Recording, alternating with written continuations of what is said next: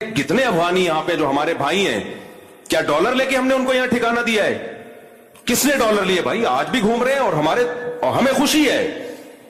Zero से करोड़पति बन गए, उनकी जायदादें हैं, प्रॉपर्टियां हैं, 100 दफा हमें खुशी होती है इससे। मुसलमान है। ज़ियाउल हक की तकरीर आप सुने जाके, जब ये अफगान जिहाद शुरू हुआ था, उसने कहा था, उसके अल्फाज 90, मुझे पूरे अल्फाज याद नहीं, उसने कहा था अफगानों के लिए हमारा मुल्क खुला हुआ है, आए यहां पे धड़ाधड़ आए। आपने उस सारे एहसानात को 2 मिनट में धज्जियां उड़ा दी कि तुमने तो डॉलर के लिए किया था। तो हमें कोई भी नहीं रखेगा। और मालूमात जब तक ऑथेंटिक मालूमात ना हो ना, तबसरा मत किया करो। ऑथेंटिक मालूमात यही है कि तुम्हें कोई भी नहीं रखेगा। सही है, इस ज़हन में रख। ना पड़ोसी रखेंगे, चाहे वो इस्लामी हुकूमत है, हमसे अच्छे होंगे, 100 दफा अच्छे होंगे, उनकी बड़ी कुर्बानियां हैं, 100 दफा कुर्बानियां हैं, उनके शहीदों के खून से खुशबुएं आई हैं, 100 दफा आई हैं, लेकिन मुझे और आपको नहीं रखेगा कोई भी। ये ज़हन में रखना। और सिर्फ ये नहीं कि रखेंगे नहीं, लित्तर मार के बाहर निकालेंगे, लित्तर मार के बोलेंगे दफा हो यहां से। इज्जत से भी नहीं निकालेंगे, लित्तर मार मार के निकालेंगे। वैसे ही मुलाकात के सिलसिले में चले गए तो ठीक है, रहने के लिए गए, लित्तर मार के निकालेंगे, लित्तर मार के। यकीन नहीं आता, जाओ, चले जाओ, समझते हो? बाकी उनकी कुर्बानियों का कोई इंकार नहीं है, जो इस्लाम नाफिज किया उसका कोई इंकार नहीं है, 100 दफा। और सब हमारे भाई हैं भाई, किसी से नफरत फैलाना मकसद नहीं है। जितने पड़ोसी मुल्क हैं, हम तो इंडिया से दोस्ती के कायल हैं, जो खालिसतन काफिर मुल्क है। बस सिर्फ इतनी नॉलेज देना मकसद है कि तुम्हें कोई रखेगा नहीं। समझ रहे हो? और सिर्फ निकालेंगे नहीं, लित्तर मार के निकालेंगे। इस पे लोग एतराज कर रहे हैं मेरे बयानात पे। मैं तो जो ग्राउंड रियलिटी वो बयान कर रहा हूं, बाकी तो हम तो दोस्ती के कायल हैं भाई। और जो भी हैं पड़ोसी मुल्क के हमारे भाई हैं, 100 दफा आज भी हम उनके लिए कुर्बानी देने के लिए तैयार हैं, 100 दफा तैयार हैं। इसको हम सबसे बड़ा जिहाद समझते हैं। लेकिन मैं ये बता रहा हूं कि बस जो ज़र्फ आपका है वो सारी दुनिया के सब लोगों का नहीं, इसलिए अपने मुल्क की हिफाजत करो। आज हम किसी को पनाह भी इसलिए दे रहे हैं, दे भी इसलिए रहे हैं कि हमारे पास एक कंट्री है। नहीं हुआ, खत्म। अगर कोई पूछेगा तो बता भी दूंगा, कोई छुपाने वाली चीज नहीं है इसमें। लेकिन सबको पता है, ये कोई इसका इंकार थोड़ी करेगा। तो और इनमें मुफ्ती अब्दुल रहीम साहब के सगे भाई 2 शहीद हुए हैं। अभी क्या मैं डिटेल में जाऊंगा तो फिर बातें बहुत, क्योंकि अभी मीडिया पे हर कुछ खुल के बयान नहीं किया जा सकता। तो बात यह, अफगानिस्तान में कोई एक रियासत नहीं थी मजबूत, टुकड़ों में बटा हुआ था। तो वहां मुल्ला उमर ने कोशिश की कि सबको एक बादशाह पे, एक खलीफा पे जमा किया जाए। तो उन्होंने तहरीक शुरू की, क्योंकि कोई एक स्टेट थी नहीं। उस तहरीक की सबसे पहले पाकिस्तान में और सबसे ज्यादा हिमायत हजरत मुफ्ती अब्दुल रहीम साहब ने की थी, जब कोई भी हिमायत नहीं कर रहा था। अकेले वो खड़े हुए और जान से भी कुर्बानी दी, माल की भी कुर्बानी दी। और पूरे अफगानिस्तान में, पूरे में नहीं तो अक्सर हिस्से में मुल्ला उमर की हुकूमत कायम हुई। मुल्ला उमर बहुत ही मेच्योर आदमी थे। वो पाकिस्तान से दोस्ती के ख्वाहां थे। वो पाकिस्तान आर्मी की इज्जत किया करते थे। उनसे पाकिस्तान आर्मी के फौजी जाके मिलते थे, उनको इज्जत दिया करते थे।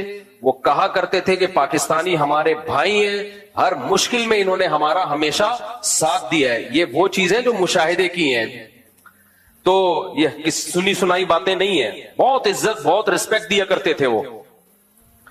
फिर क्या हुआ, बहुत से लोगों ने अफगानिस्तान को दूसरे मुल्कों के खिलाफ इस्तेमाल करना शुरू कर दिया। मुल्ला उमर इसके भी खिलाफ थे। मुफ्ती अब्दुल रहीम साहब जाके मुल्ला उमर को समझाते थे कि आपकी सरजमीन बहुत सारे मुल्कों के खिलाफ इस्तेमाल हो रही है, जिससे नुकसान आपको होगा। ये बैनुल अक़वामी ताकतें अफगानिस्तान को तबाह बर्बाद कर देंगी। मुल्ला उमर भी चाहते थे हमारा मुल्क दूसरे मुल्कों के खिलाफ यूज ना हो, और उसमें हजरत मुफ्ती अब्दुल रहीम साहब का बहुत बड़ा किरदार है। वो समझाते थे कि ये एक इस्लामी हुकूमत कायम हुई है, इसको बचाना है हमारी जिम्मेदारी, हमने खून दिया इसके लिए, पूरी जिंदगी खपा दी। लेकिन हुआ क्या, अफगानिस्तान की सरजमीन इस्तेमाल हुई दूसरे मुल्कों के खिलाफ। पूरी दुनिया ने चढ़ के अफगानिस्तान की ऐसी की तैसी की। जनरल मुशर्रफ ने भी 100% गलत किया। उस वक्त भी मुफ्ती अब्दुल रहीम साहब कह रहे थे पाकिस्तान को नहीं इजाजत इसकी कि वो अपनी सरजमीन किसी और मुल्क के खिलाफ इस्तेमाल करने दे। लेकिन जनरल मुशर्रफ एक अकेला आदमी था, उसकी पॉलिसी थी जो 100% गलत थी। यहां से जहाज गए, उन्होंने वहां की हुकूमत को खत्म कर दिया। تو ان کے دل میں ایک نفرت پیدا ہوئی پاکستان کے خلاف، لیکن اس کی تلافی خود پاکستان نے ہی کی. 20 سال بھرپور ساتھ دیا، پھر ان کا بہت فل سپورٹ کیا. ان کے زخمیوں کا علاج یہاں ہوتا تھا. جو وہاں غریب آتے تھے افغانی، ملک میں بدحالی ہے، ہجرت کے لیے آ رہے ہیں، پاکستان نے اپنا سینہ بازو ایسے کیا، آ جاؤ ہم تمہیں ٹھکانہ دیں گے. ان کا علاج بھی کیا، ان کو ٹھکانہ بھی دیا، ان کے مہاجرین کو پناہ بھی دی، بہت کچھ کیا پاکستان نے. تبھی بہت اچھے تعلقات. جب تک ملا عمر زندہ تھے پاکستان کے خلاف ایک بیان ان کا کبھی بھی نہیں آیا،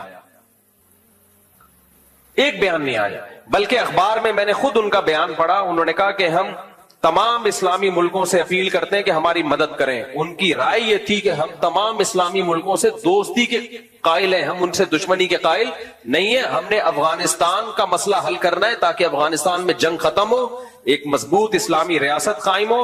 ان کا یہ ارادہ نہیں تھا ہم پوری دنیا میں اٹھ کے خلافت قائم کریں گے. نہ وہ کہتے افغانستان نے بہت لاشیں دیکھ لی ہیں، بہت موتیں دیکھ لی ہیں، ہم نے افغانستان میں ایک اسٹیٹ قائم کر کے اور اسلامی اسٹیٹ قائم کر کے امن قائم کرنا ہے. ان کا اخبار میں بیان کوئی پرانا نکالے، آج بھی موجود ہے کہ پاکستان اور تمام اسلامی ملکوں کی افواج کو انہوں نے ایک اچھے لفظوں میں یاد کیا ہے، صرف پاکستان کو نہیں، ہر ملک کو. ان کا کوئی پھڈا نہیں تھا. پھر ملا عمر کی وفات ہوئی. اس کے بعد ملا اختر منصور آئے. وہ بھی پاکستان سے بہت اچھے تعلقات کے خواہاں تھے، پاکستان آنا جانا ہوتا تھا ان کا. علماء، سارے علماء ان کے فیور میں تھے، اب تک ہے. پھر ملا ہیبت اللہ ہے ابھی، ان کے بارے میں بھی ہمیں یہی اطلاعات تھی کہ یہ پاکستان کے اگینسٹ نہیں ہے. آج بھی افغانستان کے جو طالبان ہیں ان میں اکثریت پاکستان کے خلاف نہیں ہے اور پاکستان سے جنگ نہیں چاہتی. ہوا یہ کہ کچھ لوگ ایسے ہیں جو سپورٹ کر رہے ہیں ان لوگوں کو جو پاکستان آرمی پہ اٹیک کر رہے ہیں اور پاکستان پہ حملے کر رہے ہیں. تو پہلے علماء نے کوشش کی ہے سلو ہو جائے. جب سلو کی تمام کوششیں ناکام ہوئی ہیں پھر فوجی آپریشن شروع ہوا ہے. روز ڈیلی بنیادوں پر 10 فوجی شہید، 11 فوجی شہید، میجر شہید، لیفٹنٹ کرنل، اتنے بڑے بڑے لیول کے آفیسر آپ کے ڈیلی شہید ہو رہے ہیں. اور یہ سارا کرتا دھرتا کہاں سے ہو رہا ہے؟ افغانستان سے. اب اگر مفتی عبد الرحیم صاحب کہہ رہے ہیں سب کچھ وہاں سے ہو رہا ہے، اس کا مطلب یہ نہیں ہے کہ وہ تحریک کو غلط قرار دے رہے ہیں یا افغانیوں کو غلط قرار دے رہے ہیں. وہ ان چند لوگوں کو غلط قرار دے رہے ہیں جو ان خارجیوں کو سپورٹ کر رہے ہیں، جو کس سے لڑ رہے ہیں؟ پاکستان آرمی سے لڑ رہے ہیں اور ہمارے ملک کا امن خراب کر رہے ہیں. مفتی عبد الرحیم صاحب کا کہنا یہ کہ آپ نے خلافت قائم کرنی ہے. ٹھیک ہے پاکستان سے غلطی ہوئی تھی، اڈے دیے تھے، یہ غلطی ہوئی ہے، مان رہے ہیں بھائی، اور یہ ہماری غلطی تھوڑی ہے. تو فوج ایک مشرف کی غلطی ہے. اس وقت بھی فوج کے سب لوگ مشرف کی اس پالیسی کے حامی نہیں تھے. فوج میں بھی بہت کھلبلی مچی ہوئی تھی، وہ نہیں حامی تھے. تو سب اس کو سپورٹ نہیں کر رہے تھے، لیکن آرڈر تو آرمی چیف کا چلتا ہے نا. اب مفتی عبد الرحیم صاحب کا کہنا ہے، یہ جتنے بھی سنجیدہ علماء ہیں سب کا یہی کہنا ہے، جن میں مفتی تقی عثمانی صاحب بھی ہیں، حضرت مفتی تقی صاحب بھی ان خارجیوں کو ٹھیک نہیں سمجھتے. بھائی یہ غلط کر رہے ہیں. وہ کیا کہہ رہے ہیں؟ ہم خلافت قائم کریں گے پاکستان میں، ہم خلافت قائم کریں گے. اور کہہ رہے پاکستان نے ہم پہ ظلم کیا، اڈے دیے تھے. پاکستان نے اڈے دیے تھے، اندر گھس کے مارا کس نے ہے؟ انڈیا نے مارا ہے. انڈیا سے آپ دوستی بڑھا رہے ہو، انڈیا سے آپ کے ریلیشن کیا ہو رہے ہیں؟ مضبوط. امریکہ سے ریلیشن مضبوط، انڈیا سے ریلیشن مضبوط، تمام ملکوں سے آپ کے ریلیشن مضبوط. نیٹو کی ممالک تھے جنہوں نے اندر گھس کے دو بدو آپ سے جنگ لڑی ہے، ان کے خلاف آپ کا ایک بیان نہیں آتا اور سارا نزلہ کس پہ گر رہا ہے؟ پاکستان پہ. تو میرے بھائی یہ طالبان نہیں ہے، افغانستان نہیں ہے، یہ کوئی اور طاقت ہے جو چند شر پسندوں کو استعمال کر رہی ہے. سمجھ میں آ رہی ہے بات کہ نہیں آ رہی؟ اگر آپ نے لڑنا تھا سب سے پہلے روس سے لڑتے جنہوں نے 16 لاکھ افغانوں کا خون کیا. ہم تو وہاں بھی لڑائی کے قائل نہیں ہیں، کیونکہ آپ لڑو گے تو حاصل کچھ نہیں ہوگا، ایک نئی جنگ شروع ہو جائے گی، کوئی خلافت تھوڑی قائم ہوگی. لیکن اگر لڑنا تھا تو سب سے پہلے کس سے لڑنا تھا؟ سب سے پہلے کون آیا تھا افغانستان میں؟ روس آیا، جس نے ان جنگوں کی بنیاد رکھی. انہیں کچھ نہیں کہہ رہے آپ، وہاں کوئی تشکیل نہیں ہو رہی خارجیوں کی. اس کے بعد آپ کو لڑنا تھا تو کس سے لڑنا تھا؟ انڈیا سے لڑنا تھا، جنہوں نے اندر گھس کے مارا ہے آپ کو. اس سے آپ دوستیاں بڑھا رہے ہو. کسی کو کچھ نہیں کہہ رہے. سارا نزلہ ایک اکیلے برادر ملک جو آپ کا ہمیشہ بھائی رہا ہے, جس نے لاکھوں افغانوں کو سینے سے لگایا, ان کو نیشنلٹیاں دی, ان کا کچھ زیرو بزنس تھا اور آج کروڑوں روپے کما رہے ہیں. کسی ملک نے مہاجرین کی اتنی بڑی تعداد کو اتنا زبردست ٹھکانہ نہیں دیا جس طرح پاکستان نے افغانیوں کو ٹھکانہ دیا ہے. میں نے باہر ملکوں میں افغانی دیکھے جو پاکستان کا پاسپورٹ بنوا کے باہر ملکوں میں ٹریولنگ کی ہے انہوں نے. تو اتنا بڑا ظرف جب پاکستان نے کیا ہے تو ان کو بھی ظرف کیسا رکھنا چاہیے؟ بولو, بڑا رکھنا چاہیے. لیکن ہو کیا رہا ہے؟ چند شرپسند لوگ ہیں. میں نہیں کہہ رہا کہ افغانستان پاکستان کے دشمن ہے, نہ, چند سر پھرے لوگ ہیں جو دونوں بھائی ملکوں کو لڑا رہے ہیں آپس میں. تو ہمیں ان شرپسندوں کے خلاف اٹھنا ہے. یہ اکیلے مفتی عبد الرحیم کا کام نہیں ہے, یہ ہم سب کو مل کے کرنا ہے. وہ بیچارے اکیلے میدان میں آئے اور بدنام ہو گئے ہیں. کوئی ان کو کرنل کہہ رہا ہے, کوئی بریگیڈیئر کہہ رہا ہے, کوئی درباری ملا, کوئی سرکاری ملا. بس کرو یار, وہ ملک بچانے کی بات کر رہے ہیں. کہہ رہے ہیں جہاز سے یو ٹرن لے لیا. کوئی یو ٹرن نہیں لیا جہاز سے میرے بھائی. تو وہ یہ کہہ رہے ہیں کہ جہاد کے نام پہ جو پاکستان میں خارجیوں کی تحریک ہے ہم اس کو نہیں مانتے, اس میں ہم فوج کا ساتھ دیں گے. کیوں؟ اور فوج کا ساتھ دینے سے, فوج کا ساتھ دینا مقصد نہیں ہے. بار بار کہتا ہوں, فوجی لوگ آتے جاتے رہتے ہیں, آرمی چیف بھی آئے گا, کل جائے گا, کوئی اور آئے گا. فوج بچانا مقصد نہیں ہے. بچانا کیا ہے؟ ملک بچانا مقصد ہے, کنٹری بچانا مقصد ہے. کیونکہ اگر یہ تحریکیں زیادہ زور پکڑیں گی تو اس سے پاکستان میں خلافت قائم نہیں ہوگی. پاکستان کے کئی ٹکڑے ہو جائیں گے اور بیرونی طاقتیں یہاں کے میرے اور آپ کا وہ حشر کریں گی. میں بار بار کہتا ہوں, میں اور آپ غزہ کو بھول جائیں گے. وہ حشر ہونے والا ہے ہمارا. تو اس لیے ان خارجیوں کو کہا جائے کہ آپ خلافت کے نام پہ لوگوں کو بیوقوف مت بنائیں. یہ ساری آپ کی تحریکوں کا مرکز اسلامی ملک کیوں ہے؟ آپ پاکستان کو اسلامی نہیں مانتے, نہ مانو, مسلمانوں کا ملک تو ہے. تو انڈیا سے آپ کی دوستیاں بڑھ رہی ہیں, روس سے آپ کی دوستیاں بڑھ رہی ہیں. ہم تو کہہ رہے ہیں انڈیا میں بھی مت کرو, کیونکہ آپ کی طاقت کیا ہے؟ انڈیا اتنا بڑا کنٹری ہے, وہ بھی تہس نہس کر دے گا آپ کو. لیکن اگر کرنا ہے تو انڈیا نے تو اندر گھس کے مارا تھا آپ کو. لڑائی, انڈیا آرمی آئی تھی افغانستان میں, جہاں یہ نیٹو کی افواج کو شکست ہوئی ہے اس میں انڈیا کو بھی شکست ہوئی ہے, وہ بھی افغانستان سے بھاگا ہے. ان سے آپ دوستیاں لگا رہے ہو, اور ایک اکیلا ملک جس نے آپ کو اتنی مدد کی, آپ کی ہمیشہ ہر وقت مدد کی ہے, اس سے آپ دشمنی کی باتیں کر رہے ہو. تو افسوس ہوگا کہ نہیں ہوگا؟ تو ملا عمر پاکستان میں لڑائی کے قائل بھی نہیں تھے. ڈاکٹر اسرار احمد کا بھی وہ کلپ چلا دینا, ہمارے پاس تو اس پہ بہت سارے گواہ ہیں, لیکن لوگ گواہ کو مانتے کہاں ہیں.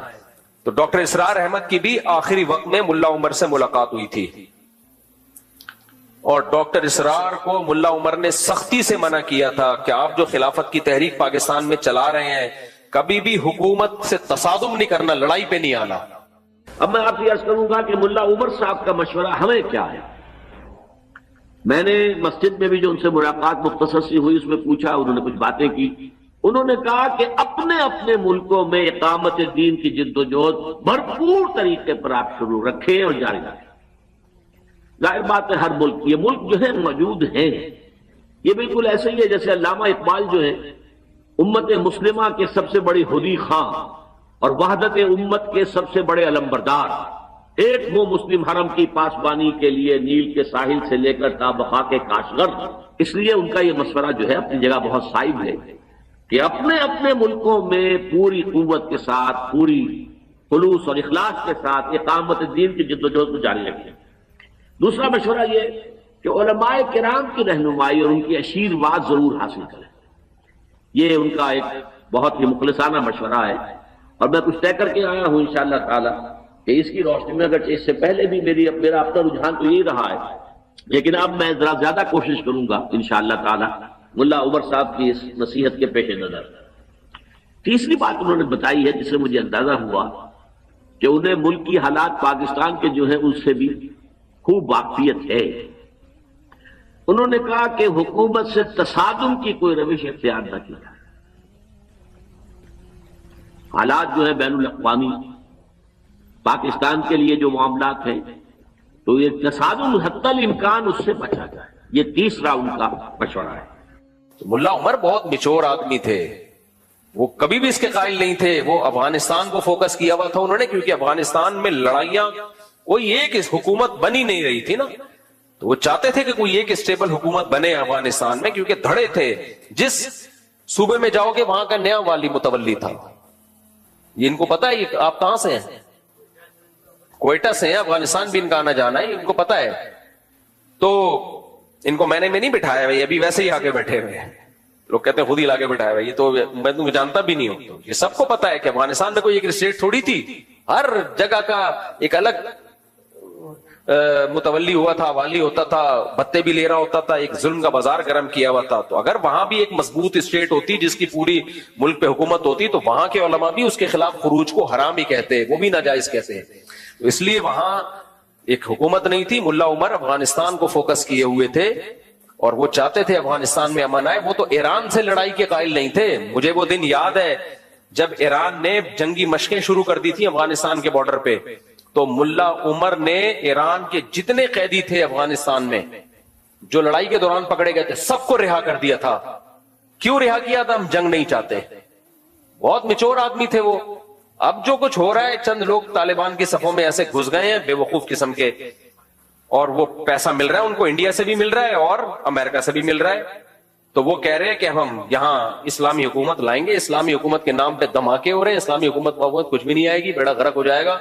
تو اس لیے ہم سب نے مل کے, افغان طالبان کی بات نہیں ہو رہی ہے, ہم سب نے مل کے ان خارجیوں کی تحریک کو روکنا ہے. اور اس میں ہم نے اپنی ہر غلط چیز میں ہم فوج کا ساتھ نہیں دیں گے. لوگ سمجھتے ہیں میں فوج کا پٹھو بن گیا ہوں. بھائی کوئی غلط چیز ہوگی ہم نے نہیں ساتھ دینا, ہم کو ٹھیکہ تھوڑی لیا ہوا ہے. لیکن جہاں ملک کی سالمیت کی بات آئے گی تو ہم کس کے ساتھ ہیں؟ پھر ہم ان جوانوں کا حوصلہ بڑھائیں گے, ان کے شہید کو شہید کہیں گے. کل ایک میجر شہید ہوا, 25 لوگ 3 دن کی لڑائی میں 25 فوجی شہید ہو گئے. پرسوں ایک لیفٹیننٹ کرنل کی شہادت کی اطلاع آئی ہے. تو یہ صحیح نہیں ہے بھائی, یہ غلط ہے, اس کا نقصان ہوگا, مجھے اور آپ کو نقصان ہوگا اس کا. اچھا لوگ مجھے کہتے ہیں مفتی صاحب ڈر گیا. ڈرا ہوتا تو یہ باتیں نہ کر رہا ہوتا, چپ بیٹھا ہوا ہوتا. جو فوجیوں پہ اٹیک کر سکتے ہیں وہ مجھے بھی بم سے اڑا سکتے ہیں. سمجھ رہے ہو کہ نہیں سمجھ رہے؟ میں اور آپ کس کھیت کی مولی ہیں؟ بہادر ہوں اس لیے یہ بات میں نے کر دی ہے. جو چپ بیٹھے ان کے بارے میں تو خطرہ ہے کہ ڈر گئے ہیں. مفتی تقی عثمانی صاحب نے جب ان خارجیوں کے خلاف بیان کیا ہے نا, اس کے بعد ان کی سیکیورٹی اتنی سخت ہو گئی ہے, اتنی سخت ہو گئی, اتنی سخت ریڈ ہے ان کو, کیونکہ انہوں نے بھی بیان کس کے خلاف کیا تھا؟ خارجیوں. وہ تو مل کے آئے تھے پھر آ کے بیان کیا ہے. تو یہ نہیں ہے یہ سب پروپیگنڈا ہے, جہاز سے یوٹرن لے لیا اور وہ سب, یہ ایسا کچھ بھی نہیں ہے. ملا عمر کی بات الگ تھی. اور آج بھی جو اطلاعات ہیں وہ یہ کہ طالبان میں, افغان طالبان میں میجورٹی پاکستان سے محبت کرتی ہے. وہ نہ ایران سے لڑائی کے قائل ہے, نہ پاکستان سے, نہ انڈیا سے. کہتے ہیں ہم نے اپنے ملک کو ٹھیک کرنا ہے, اسلامی حکومت قائم کرنی ہے, اور کسی سے کوئی ہماری لڑائی نہیں ہے. کچھ لوگ ہیں جن کو باہر سے پیسے مل رہے ہیں, انہوں نے افغانستان کا بھی بیڑا غرق کیا ہوا ہے, پاکستان کا بھی, اور دونوں ملکوں کو آپس میں کیا کر رہے ہیں؟ لڑا رہے ہیں. اور یہ سلو کی جتنی کوششیں ناکام ہو چکی ہیں, تبھی پاکستان آرمی نے پھر رات کو اٹیک بھی کیا ہے. کل رات اٹیک کیا ہے نا, اسی وجہ سے اٹیک کیا ہے کہ یہ تھوڑی اب مرتے رہے آرام سے اور جو ہے وہ لاشیں گنتے رہے بیٹھ کے, ایسا نہیں ہوتا. تو عوام کو چاہیے اس چیز میں فوج کا ساتھ دے. ہر چیز میں نہیں کہہ رہا, صحیح ہے, ہر چیز میں نہیں کہہ رہا. تمہارا کوئی سیاسی اختلاف ہے, کرو 100 دفعہ بھائی. کسی بھی چیز میں سیاسی اختلاف ہوتا ہے, 100 دفعہ کرو, کس نے منع کیا ہے؟ لیکن جہاں جنگ کی بات آئے گی, جوانوں کی لاشیں ہوں گی, تو یہ بھی ہمارے ہی لوگ ہیں بھائی جو فوج میں جاتے ہیں. یہ بھی ہمارے ملک کے لوگ ہیں, مسلمان لوگ ہیں. مسلمان کوئی نہ بھی ہو, انسان تو ہے نا. تو یہ تھوڑی کہ یار اپنے ملک کے خلاف آپ کسی اور کا ساتھ دے دو تو دیے, نہ تمہارے رہیں گے نہ اپنے رہیں گے. یعنی تم جب غیروں کا ساتھ دو گے تو تم یہ نہیں سمجھو کہ تمہیں عزت مل جائے گی. غیر تمہیں کبھی بھی قبول نہیں کرے گا, کچھ بھی نہیں بچے گا تمہارے پاس دشمن سے لڑنے کے لیے. اصل بات یہی ہے, انڈیا بھی عام جنگ میں تو ہار گیا, تو وہ یہاں سے اس طرح سے اس نے شروع کی ہیں جنگیں. اعوذ باللہ من الشیطان الرجیم, بسم اللہ الرحمن الرحیم. مفتی صاحب سب سے پہلے خصوصی آپ کو السلام علیکم. وعلیکم السلام. میں بیسیکلی بلوچستان کوئٹہ سے ہوں, یہ بھی طلال. میرا نام نقیب خان ہے. ماشاءاللہ. میرے پہلے سوال نہیں, سب سے پہلے آپ سے گلہ ہے, جی آپ ہمارے بلوچستان اور کوئٹہ میں کیوں نہیں آتے ہیں؟ جی جی. دوسرا ایک سوال یہ کہ ہمارا بلوچستان میں قبائلی دشمنیاں بہت روز بروز بڑھ رہی ہے. مطلب یہاں تک کہ سال میں 200 بندے بھی ایک خاندان کے مر جاتے ہیں. ہمارے علماء اکرام اس پہ کیوں کردار نہیں ادا نہیں کرتے ہیں؟ اور آخری بات، آپ کے بغیر ملاقات کے بغیر ہم نہیں جائیں گے. جی جی ضرور ملاقات کریں گے آپ سے. کہہ رہے ہیں بلوچستان میں بدامنی ہے، حکومت کو ایکشن لینا چاہیے. علماء اس کا کردار ادا نہیں کر رہے ہیں. بڑے بڑے مفتی ہے. دیکھیں لڑنا تو فوج کا کام ہے، حکومت کا کام ہے ایکشن لینا. علماء تو آواز اٹھا سکتے ہیں تو اٹھا رہے ہیں سوشل میڈیا پہ. شریعت کے طور پر مفتی صاحب، جی جی بالکل شریعت میں ایسا ہی ہے نا کہ جو حکومت، دیکھو اس کی اصل ذمہ داری تو گورنمنٹ ہی کی ہوتی ہے. پہلی بات، جنرل مشرف نے جو بگٹی کو نشانہ بنا دیا تھا، اصل فساد تو وہاں سے شروع ہوا تھا. پاکستان میں بہت سارے فسادات کی بیج، یہ جو جامع حفصہ کا مسئلہ اٹھا ہے، دیکھیں جنرل ہمارے علماء جب گئے تھے نا اس وقت، جو وزیر اعظم تھے، شوکت عزیز نام تھا، کیا تھا وزیر اعظم؟ شوکت عزیز. ان کو لوگوں نے پیار سے شارٹ کٹ عزیز بھی کہتے تھے، کیونکہ وہ بھی امپورٹڈ وزیر اعظم تھے. لا کے بلا کے شناختی کارڈ بھی سنا ہے نئے نئے بنا کے ٹھک کر کے بٹھا دیا. تو ہمارے علماء اس وقت شوکت عزیز کو کہتے تھے شارٹ کٹ عزیز، یعنی بہت شارٹ کٹ راستے سے پاکستان کی نیشنلٹی بھی دی گئی، تھاپ کر کے وزیر اعظم کی کرسی پہ بٹھا دیا گیا. یہ بھی سسٹم کے تحت ہوا تھا. اب ہوا یہ تھا کہ مولانا عبدالعزیز صاحب نے تو بم توپے، جو بھی میزائل توپے تو نہیں، خیر بم جو بھی رکھے ہوئے تھے فوج کے خلاف لڑنے کے لیے، وہ تو میں خود ان کے خط خطوط میں نے پڑھے. میں اب جامع حفصہ کا ٹاپک ختم کر رہا ہوں، زیادہ نہیں اس کو چھیڑیں. اب ہوا یہ تھا کہ یہ سب لوگ لے کے بیٹھے ہوئے تھے اندر، فدائی حملے کے لیے بچیاں بھی لے کے بیٹھے ہوئے تھے. اب جب فوج نے گھیرا ہے، علماء گئے مذاکرات کے لیے. مفتی محمد صاحب جامعۃ الرشید کے، حضرت مفتی تقی عثمانی صاحب، یہ مذاکرات کامیاب ہو چکے تھے. وزیر اعظم نے کہا کہ سب کو باعزت رہا کیا جائے گا، ناکہ بندی کی جائے گی. اتنے تو ہو گیا، جو سرنڈر کرے اس کو چھوڑ دو. تو جن بچیوں نے، جن لوگوں نے بھی سرنڈر کیا ان سب کو چھوڑ دیا، لیکن کچھ لڑاکا لوگ اندر رہ گئے تھے. لڑاکا، اب جو لڑاکا لوگ اندر رہ گئے تھے، علماء چاہ رہے تھے کہ ان سے بھی سرنڈر کروا کے نا، مذاکرات کروا کے. غازی عبدالرشید شہید رحمۃ اللہ علیہ بڑے میچور آدمی تھے، تو غازی عبدالرشید بھی آمادہ ہو گئے تھے مذاکرات پہ کہ اگر فوج ہمیں باعزت چھوڑ دیتی ہے تو ہم ہتھیار رکھ دیں گے. جب یہ مذاکرات ہوئے، اس میں دیکھو غلطی تو انہی لوگوں کی تھی، مولانا عبدالعزیز صاحب کی. کیوں فوج کے خلاف آپ بچیوں کو اور نوجوانوں کو لے کے کھڑے ہوئے ہو؟ یہ کون سا طریقہ ہے؟ ڈاکٹر اسرار کا بھی کلپ موجود ہے، ان سے بھی اس وقت پوچھا گیا تھا کہ یہ جامعہ حفصہ میں جو کچھ ہو رہا ہے، انہوں نے کہا اتنے سے مدرسے کو لے کر پوری ریاست پہ قبضہ کرنے کی باتیں ہی غلط ہیں. حالانکہ ڈاکٹر اسرار تو خود خلافت کے قائل تھے. اب ہوا یہ تھا کہ یہ علماء گئے، وزیر اعظم کیونکہ ایک سول آدمی ہے نا، تو ایک سویلین میں تھوڑا جذبہ ہوتا ہے نرمی کا. انہوں نے کہا ٹھیک ہے بھائی، پورا فیصلہ ہو گیا. علماء بہت خوش ہوئے کہ غازی عبدالرشید شہید رحمۃ اللہ علیہ ابھی شہید نہیں ہوئے تھے، ان کے ساتھ مذاکرات کامیاب ہو گئے. اور اب الحمدللہ وزیر اعظم کے بھی سائن ہو گئے اس کے اوپر. صدر کے سائن رہ گئے تھے جنرل مشرف کے، کہ اب یہ مسئلہ آرام سے حل ہو جائے گا اور باعزت سب کو رہا کر دیا جائے گا، اور آئندہ دوبارہ ملک میں ایسا کبھی بھی نہیں ہوگا. ایک اندازہ ہو گیا کہ بھائی اسلحے کے ذریعے ایسا نہیں ہوگا. جنرل مشرف نے آ کے گند کیا ہے. ہمارے علماء سے میں نے خود سنا جو وہاں موجود تھے، انہوں نے کہا جب مشرف آیا ہے اس نے اس طرح وہ معاہدہ پھاڑا ہے کہ میں نہیں مانتا اس معاہدے کو، اور آرڈر دیا کہ اٹیک کرو. اور علماء کہتے ہیں ہم بیٹھے ہوئے تھے اور ہمیں گولہ بارود کی آوازیں آنا شروع ہو گئی. تو ٹھیک ہے، یہاں تک تو مولانا عبدالعزیز صاحب کی غلطی ہے کہ آپ کیوں یہ کام کر رہے تھے. لیکن جنرل مشرف اگر تھوڑی سی کھوپڑی استعمال کر لیتا کہ ہے آپ ہی کی عوام اور ان کا مطالبہ بھی شریعت ہے، مطالبہ بھی غلط نہیں ہے، پاکستان اسلام کے نام پہ بنا ہے، تو اب جب ایک مذاکرات ہو چکے ہیں تو آپ اچھے لگو گے اپنی قوم پہ گولیاں برساتے ہوئے؟ اچھا لگے گا؟ یہ کوئی سیاست بھی کوئی چیز ہوتی ہے؟ جنرل مشرف نے اس معاہدے کی کا کہ نہیں مانتا، سائن نہیں کیا اور آپریشن کا آرڈر کیا، جس کا ریزلٹ یہ سامنے آیا کہ پھر ظاہر ہے جتنا ہوا نہیں تھا اس کے 10 گنا جا کے بیان کرنا شروع کر دیا. اتنی بچیاں اڑ گئیں، یہ شہید ہو گئی، ایک بس ہم نے خود دیکھی، ان تو عزتیں لوٹی. پھر ظاہر ہے جب پروپیگنڈا ہوتا ہے تو پھر ایسا ہی ہوتا ہے. پھر فوج کا جتنا جرم تھا اس سے زیادہ بدنام کیا گیا، اور پھر اس جامعہ حفصہ کو لے کے ملک میں فدائی حملے ہوئے.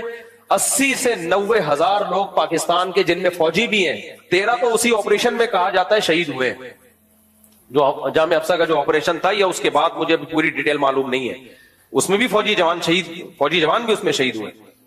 غازی عبدالرشید بھی شہید ہوئے, ان کی والدہ بھی شہید ہوئی. ہم ان کو شہید اس لیے کہہ رہے ہیں کہ مطالبہ ان کا جائز تھا, لیکن غازی عبدالرشید بڑے میچور آدمی تھے, وہ مذاکرات ہی چاہتے تھے, وہ نہیں چاہتے تھے یہ لڑائی ہو.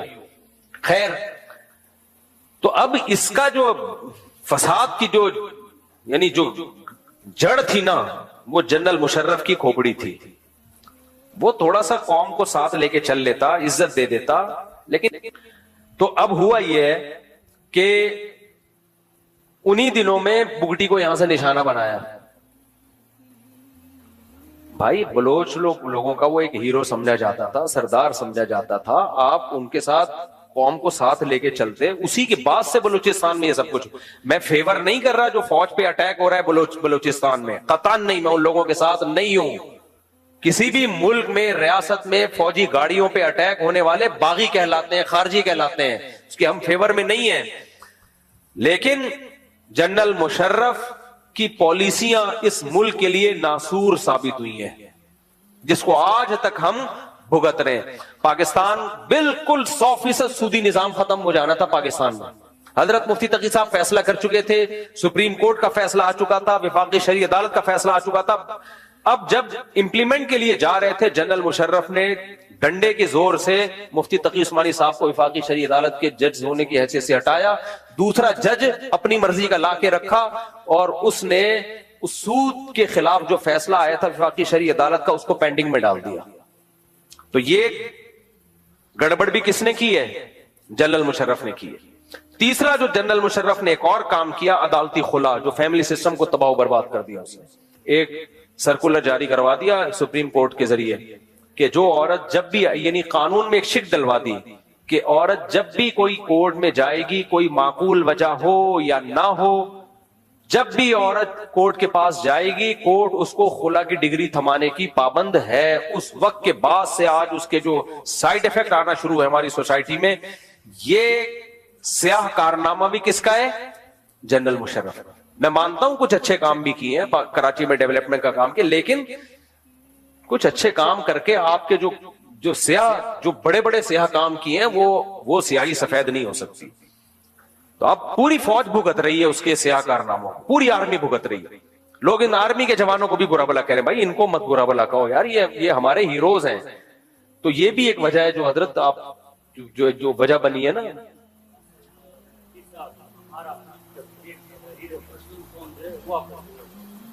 پشتون کیوں آپس میں لڑ رہے ہیں یار؟ ایک تو پٹھان گوشت کھاتا ہے نا, یہ دشمن سے نہ لڑے تو آپس میں لڑتا ہے, یہ اس کے ساتھ بڑا مسئلہ ہے. یہ تو بڑا غلط ہے. پٹھانوں کے جو خون ہے نا اس میں لڑائی ہے. یہ دشمن سے نہ لڑے تو آپس میں کوٹنا پوٹنا شروع کر دیتے ہیں دوسرے. ہمارے حضرت ایک واقعہ سنایا کرتے تھے کہ اب میں کیا کروں, میں تو میرے ہاتھ میں نہیں ہے میرے بھائی. کوئٹہ تو میں کئی بار جا چکا ہوں, میرے بیانات میں پھر آئیں گے انشاءاللہ. کوئٹہ تو کوئٹہ ہے یار. تو ہمارے وہ حضرت ایک واقعہ سنایا کرتے تھے وزیرستان کا, کہ کراچی سے ایک مہمان چلا گیا وزیرستان گھومنے کے لیے, کسی وزیری کا مہمان تھا وہ. تو وزیرستان کا جو پٹھان تھا اس نے کہا چلو تمہیں گھماتا پھراتا ہوں. اس کو گھمانے کے لیے بہت لانگ راستے سے لے کے جا رہا ہے, لمبے راستے سے, شارٹ کٹ سے نہیں. اس نے بولا یہ تو ادھر جانا ہے, شارٹ کٹ سے کیوں نہیں؟ تو اس نے بولا خو ادھر ہمارا دشمن ہے, ٹکان کرے گا, مارے گا. اب یہ ڈرنے لگا, بھائی یار یہ تو بڑا مسئلہ ہے, ادھر تو دشمنیاں چل رہی ہیں تو بندہ مار دیتے ہیں. تو اس نے جب کراچی کے بندے کو دیکھا نا کانپ رہا ہے, اس نے بولا خوف مت کرو, ڈرو مت, وہ ہمارا ایک مہمان مارے گا, خدا قسم اس کا 10 مہمان مارے گا. یہ تو بے ہوش ہو گیا. بولے بھائی تو اس کا 20 مہمان مار, 40 مہمان مار, میں تو گیا نا میں تو گیا نا. تو یا تو بھائی گوشت کھانا چھوڑ دو, گوشت کھانا چھوڑ دو. ہمارے حضرت مفتی رشید احمد صاحب کہا کرتے تھے جو گوشت کھاتا ہے نا, گوشت کھاتا ہے, اس کو چاہیے پھر جہاد کا رخ صحیح سمت میں رکھے. وہ اگر وہ صحیح سمت میں نہیں رکھے گا پھر آپس میں لڑے گا. تو یا تو گوشت چھوڑ دے یا صحیح جگہ لڑے پھر وہ جا کے. اللہ نے فرمایا کہ یہ قرآن نصیحت ہے, لَتَذْكِرَةٌ لِّلْمُتَّقِينَ, پرہیزگاروں کے لیے. یہ آیت اصل میں نبی صلی اللہ علیہ وسلم کے لیے تسلی ہے، اور قیامت تک جتنے بھی نیک لوگ دنیا میں آئیں گے ان سب کے لیے تسلی ہے۔ سمجھ رہے ہیں بات کو؟ کس بات کی تسلی؟ جب بھی کوئی انسان حق کے لیے کھڑا ہوتا ہے، صحیح بات کر رہا ہوتا ہے، بہت سے لوگ اس کے مخالف ہو جاتے ہیں، اس کے اگینسٹ ہو جاتے ہیں، تو اس سے انسان کا دل تنگ ہونا شروع ہوتا ہے۔ سوشل میڈیا پہ دیکھ لو، کوئی صحیح بات تجزیہ کر کے تو دیکھو، دنا دن گالیاں پڑنا شروع۔ بہت سے اسکالرز دیکھ رہے ہوتے ہیں کہ پبلک کدھر کو جا رہی ہے، تو جدھر پبلک جا رہی ہے انہی کی وہی باتیں کرنا شروع کر دیتے ہیں، تو بلے بلے ہو جاتی ہے۔ لوگ کہتے ہیں یہ ہے حق پرست۔ اس کو نہیں دیکھتے کہ پہلی بات یہ کہ تجزیہ ٹھیک بھی ہے یا نہیں ہے، دوسرا اس کے سائیڈ ایفیکٹ کیا ہو رہے ہیں۔ میں نے بتایا تھا نا کہ ہر صحیح بات کرنے کی نہیں ہوتی، کوئی دنیا میں ایسا بے وقوف اس کا قائل نہیں ہے کہ ہر بات بتا دو لوگوں کو جو بھی صحیح ہے، اس کے سائیڈ ایفیکٹ دیکھے جاتے ہیں۔ کسی نے کسی شخص کو برائی میں دیکھا، اب اس شخص کی بیوی اس سے پوچھ رہی ہے کہ میرا شوہر یہ برائی کرتا ہے، آپ کو پتا ہے میں نے کہا کہ ہاں کرتا ہے تو آگ لگ جائے گی گھروں میں، طلاقیں ہو جائیں گی، تو ایسے موقع پہ آپ حق بیان کرو گے یا آپ خاموشی اختیار کرو گے؟ خاموشی اختیار کرنا عقل مندی ہوگا۔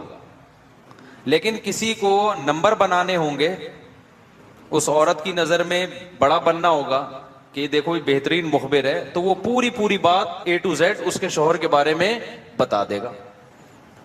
تو آج بھی یہی ہو رہا ہے، بعض لوگ جو حق بات میڈیا پہ بیان کر رہے ہیں وہ حق ہے نہیں، وہ پبلک دیکھ کے بیان کر رہے ہیں کہ بلے بلے کس میں ہوگی۔ دوسری، اگر بعض لوگ حق بیان کر بھی رہے ہیں تو وہ کرنے کا موقع نہیں ہے، اس سے سوسائٹی کو فائدے کے بجائے نقصان ہو رہا ہے۔ لیکن ہم نے دیکھا ہے کہ بس انسان اس فکر میں لگا رہتا ہے کہ ویوز اور پبلک کیا کہتی ہے، پبلک کو خوش کرو بس۔ تو جو بھی اہل حق لوگ ہیں نا، جب وہ بات کرتے ہیں بسا اوقات بہت مخالفت ہوتی ہے، بہت زیادہ۔ تو یہ کوئی آج کا سلسلہ نہیں ہے بھائی، یہ بہت پرانا سلسلہ ہے۔ پیغمبروں نے حق بات کی، سب سے زیادہ پیغمبروں کی مخالفت ہوئی۔ اسی حال میں پیغمبروں کی موت واقع ہو گئی، لیکن وہ ڈٹے رہے کہ ہم نے راضی کس کو کرنا ہے؟ اللہ کو، ہم اللہ کو راضی کریں گے۔ کوئی بھی ان کا ایک بھی حامی نہیں تھا، اسی طرح دنیا سے چلے گئے۔ بعد میں قرآن نے بیان کیا، صدیوں بعد قرآن نے بیان کیا کہ وہ برحق پیغمبر تھے اور وہ حق پر تھے، صدیوں بعد جا کے بیان کیا۔ ان کی زندگی میں تو کوئی فائدہ نہیں ہوا ان کو۔ تو نبی صلی اللہ علیہ وسلم نے جب حق بیان کیا نا، قرآن کے دلائل دیے، بے تحاشا مخالفت، تو قرآن نے اس پہ یہ جملہ کہا، یہ بہت خاندانی بات ہے، خوب سمجھ لو۔ وَإِنَّهُ لَتَذْكِرَةٌ لِّلْمُتَّقِينَ، اے نبی غم نہ کریں جو اللہ سے ڈرنے والے لوگ ہیں نا، جن کو آخرت کے حسابوں۔ تبھی لڑنا فوجوں کا کام ہے جن کے پاس پراپر ٹریننگ ہوتی ہے۔ ہمارے یہاں ہر بندہ اٹھ کے خلافت کی تحریکیں چلانا شروع کر دیتا ہے کہ کب تک ان حکمرانوں کا ظلم سہوگے، جہاد کرو ان کے خلاف۔ میرا بھی ایک کلپ چل رہا ہے جس میں میں کہہ رہا ہوں کہ اگر پاکستان میں حالات خراب ہوئے نا، ہمیں دنیا میں کوئی پناہ نہیں دے گا۔ ہم نے تو بہت لوگوں کو پناہ دی ہے، ہمیں کوئی نہیں دے گا۔ اس لیے حکمرانوں کو برا بلا کہنا چھوڑ دو۔ اور آگے میں نے وضاحت کی ہے، برا بلا کہنے کا مطلب مسلح بغاوت، جائز تنقید کرو، یہ میں نے کہا ہے، لیکن میرا کلپ لوگ ادھورا چلا رہے ہیں۔ لو مفتی صاحب کہہ رہے ہیں حکمرانوں کو برا بلا بھی نہیں کہہ سکتے، جو مرضی کرتے رہیں۔ یہ میں نے نہیں کہا۔ جائز تنقید 100 دفعہ کرو، دھرنے بھی دو، کنٹینر لا کے رکھو، اپنے مطالبات پورے کرواؤ۔ اگر نہیں کروانے ہوتے میں عدالتی خلا کے خلاف اتنا کیوں چیختا؟ میرا مقصد ہے مسلح تحریک کی طرف مت جاؤ، بم دھماکے، مار دھاڑ۔ یہ کام کیا تو ملک میں لاشیں بچھیں گی، رزلٹ کچھ بھی نہیں نکلے گا۔ غزہ سے زیادہ حالات خراب ہو جائیں گے ہمارے ملک کے۔ کیونکہ یہ جو بیٹھ کے باتیں کر رہے ہیں نا اسلامی خلافت کی، ان کے پاس باتوں کے سوا کچھ بھی نہیں ہے. خلافت کا لفظ انہوں نے بدنام کر دیا ہے. ہر 4 دن میں کوئی اٹھتا ہے کہ پاکستان میں خلافت کا نظام لے کے آؤں. تیرے پاس کون سا میکینزم ہے؟ تیرے پاس کیا اسٹریٹجی ہے؟ پہلے کیا کرے گا، اس کے بعد کیا کرے گا، پھر لڑے گا کیسے؟ کیونکہ اس لیے تو آپ کو فوج سے لڑنا پڑے گا، اسلام آباد پہ قبضہ کرنا پڑے گا. کیا کیسے کرے گا؟ کوئی جواب نہیں ہے. یونیورسٹیوں کے لڑکوں کو اور طلبہ کو ایک اندھیری گلی میں بند کر دیا. پھر ہوتا کیا ہے؟ ایجنسی والے ان کو اٹھاتے ہیں، پھر یہ مسنگ پرسن بنتے ہیں. اور یہ جتنے لیڈر خلافت کے نام پہ یہ دندناتے گھوم رہے ہوتے ہیں، ان کو کچھ بھی نہیں ہوتا. ایجنسیاں ان کو کچھ نہیں کہتی. ایجنسیاں کہتی ہیں ان کی دعوت پہ جتنے لوگ آ رہے ہیں نا ان کو کھڈے لین لگاتے جاؤ، ان کی چمڑیاں ادھیڑی جاتی ہیں، کوئی پوچھنے والا. تو ایسے جتنے بھی اسکالرز ہیں نا یونیورسٹیوں میں آج کل، یہ بہت اس طرح کے اسکالرز آ رہے ہیں کہ دیکھو یہ مولوی نظام کے خلاف نہیں کھڑے ہوتے. نظام کے خلاف کھڑے ہونے کا مطلب کیا ہے؟ مطلب پہلے واضح کرو، کیا مطلب کھڑے ہونے کا مطلب؟ اگر تم یہ کہہ رہے ہو توپے گنے لے کے نکل جائیں، یہ نظام کے خلاف ہم نہیں کھڑے ہوں گے بھائی. اس سے نقصان ہوگا، ملک میں انارکی پھیلے گی، ملک کے ٹکڑے ہوں گے اور غیر مسلم طاقتوں کے ہاتھ میں یہ کنٹری چلا جائے گا. اس سے بدتر حالات ہو جائیں گے. اور اگر نظام کے خلاف کا مطلب ہی کہ احتجاج کرو، میڈیا پہ دھرنے دے کے 100 دفعہ کرو، کس نے منع کیا بھائی؟ کس نے منع کیا؟ بنگلہ دیش والوں نے کیا نا احتجاج، کامیاب ہوئے وہ. تو کس نے منع کیا آپ کو احتجاج کرنے؟ یہاں تو بات خلافت سے شروع ہو رہی ہے. اور خلیفہ کون ہوگا آج تک نہیں ڈیفائن کر پائے یہ لوگ. وہ خلیفہ ہوتا ہے وہ بیچارہ اس قابل ہی نہیں ہوتا کہ اس کو کوئی عورت اپنا شوہر بنا لے، اور وہ ملک کا خلیفہ بننے نکلا ہوتا ہے. یہ یونیورسٹیوں میں بہت ہو رہا ہے آج کل. جائیں گے کچھ ٹھش پش انگلش ماری، اور پھر مولویوں کو برا بلا کہا کہ مولوی تو یہ کر رہے ہیں، مولوی تو تقریریں کر رہے ہیں، تو تصوف میں لگے ہوئے ہیں، تزکیہ میں لگے ہوئے ہیں. نظام کی تبدیلی. اور نظام کی تبدیلی کا مطلب پتہ ہے کیا ہوتا ہے ان کا؟ بغاوت. اب تو واضح لفظوں میں کہنا چھوڑ دیا، کیونکہ کچھ لوگوں کو ایجنسی نے اٹھا کے ان کے اگلے پچھلے گناہ معاف کیے پھر چھوڑ دیا، تو وہ بغاوت کا لفظ یوز نہیں کر رہے. اندر ان کے وہی جذبات ہیں، خلافت، نظام تبدیلی. ابے کیا مطلب نظام کی تبدیلی؟ ہمارے پاس ایک سوٹیبل پیکج ہے نظام کی تبدیلی کا. وہ پیکج کیا ہے بھائی؟ یونیورسٹیاں بناؤ، اسکول بناؤ، تعلیم کو فوکس کرو، تاکہ آپ کی چھت کے نیچے جب کوئی بندہ پڑھ کے فوج میں جائے گا، جب کوئی بیوروکریسی میں جائے گا، جب کوئی عدلیہ میں جائے گا، ماحول آپ اس کو دینی ماحول دو گے تو وہاں جا کے فیصلے بھی کیسے کرے گا؟ اچھے. اور اگر آپ ان شعبوں میں نہیں گئے تو پھر یہ تمام اہم ترین شعبے آپ نے اسلام دشمنوں کے لیے چھوڑ دیے ہیں. پھر فوج میں بھی اسلام دشمن لوگ جائیں گے، عدلیہ میں بھی اسلام دشمن لوگ جائیں گے، بیوروکریسی میں بھی اسلام دشمن لوگ جائیں گے. پھر فیصلے آپ کے خلاف ہوں گے اور آپ دھرنے دیتے رہو گے. یہ ایک سوٹیبل طریقہ ہے نظام کی تبدیلی کا. یہ طریقہ نہیں ہے کہ آپ اٹھے اور دھم دھم کر کے آپ نے اتنے بندے وہاں مار دیے، اتنے بندے وہاں مار دیے. اس سے کچھ بھی حاصل ہونے والا نہیں ہے. اور اگر حاصل ہوا تو آپ کو نہیں ہوگا، ان طاقتوں کو ہوگا جو آپ کو فیور کر رہی ہیں. سمجھ میں آ رہی ہے بات کہ نہیں آ رہی ہے؟ ان طاقتوں کو فائدہ ہوگا اس سے. اور ویسے بھی میں بار بار کہہ رہا ہوں، پاکستان میں حالات خراب ہوئے نا، مجھے اور آپ کو کوئی پڑوسی ملک ٹھکانہ نہیں دے گا.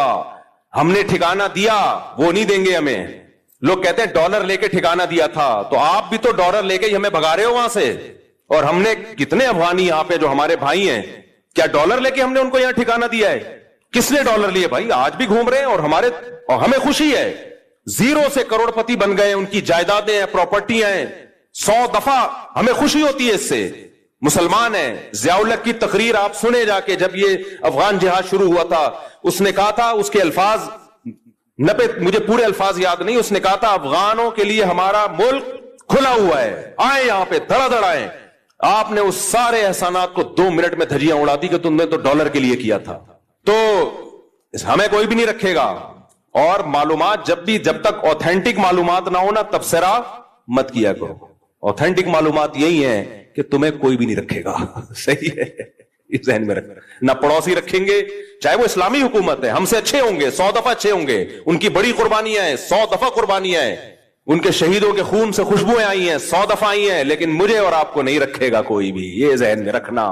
اور صرف یہ نہیں کہ رکھیں گے، نہیں، لتر مار کے باہر نکالیں گے. لتر مار کے بولیں گے دفع ہو یہاں سے. عزت سے بھی نہیں نکالیں گے، لتر مار کے نکالیں گے. ویسے ہی ملاقات کے سلسلے میں چلے گئے تو ٹھیک ہے، رہنے کے لیے گئے، لتر مار کے نکالیں گے. لتر مار کے. یقین نہیں آتا، جاؤ، چلے جاؤ. سمجھتے ہو؟ باقی ان کی قربانیوں کا کوئی انکار نہیں ہے. جو اسلام نافذ کیا اس کا کوئی انکار نہیں ہے، 100 دفعہ. اور سب ہمارے بھائی ہیں بھائی، کسی سے نفرت پھیلانا مقصد نہیں ہے. جتنے پڑوسی ملک ہیں ہم تو انڈیا سے دوستی کے قائل ہیں، جو خالصتاً کافر ملک ہے. بس صرف اتنی نالج دینا مقصد ہے کہ تمہیں کوئی رکھے گا نہیں. समझ रहे हो, और सिर्फ निकालेंगे नहीं, लित्तर मार के निकालेंगे। इस पे लोग एतराज कर रहे हैं मेरे बयानात पे। मैं तो जो ग्राउंड रियलिटी वो बयान कर रहा हूं, बाकी तो हम तो दोस्ती के कायल हैं भाई, और जो भी है